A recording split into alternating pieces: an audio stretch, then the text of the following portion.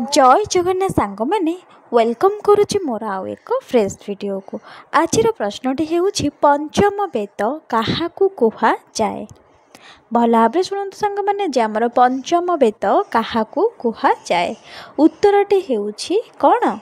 Option A इतिहास, option B Ramayana, option C Mahabharat.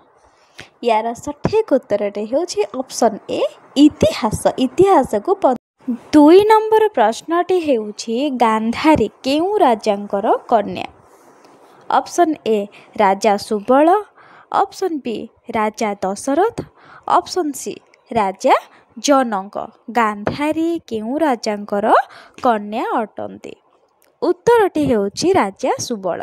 राजा सुबलंकर कन्या हेउछंती गांधारी। बुझेला? जदि वीडियो भल लागुछि लाइक से सब्सक्राइब निश्चिंत करंतु। चलंतु परवर्ती प्रश्न। 3 नंबर प्रश्नटी हेउछि भारत केते वर्ष काल पराधीन थिला। भल भाव शुणु प्रश्नटी को ना। भारत केते वर्ष काल पराधीन थिला। ऑप्शन ए 100 वर्ष, ऑप्शन बी 200 वर्ष, ऑप्शन सी 300 वर्ष।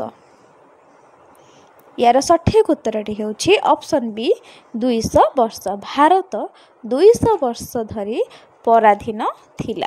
परवर्ती प्रश्नटी हेउछि लोकसभार सभापति किए। लोकसभार सभापति किए? ऑप्शन ए बाचस्पति, ऑप्शन बी राष्ट्रपति, ऑप्शन सी प्रधानमंत्री। किए से?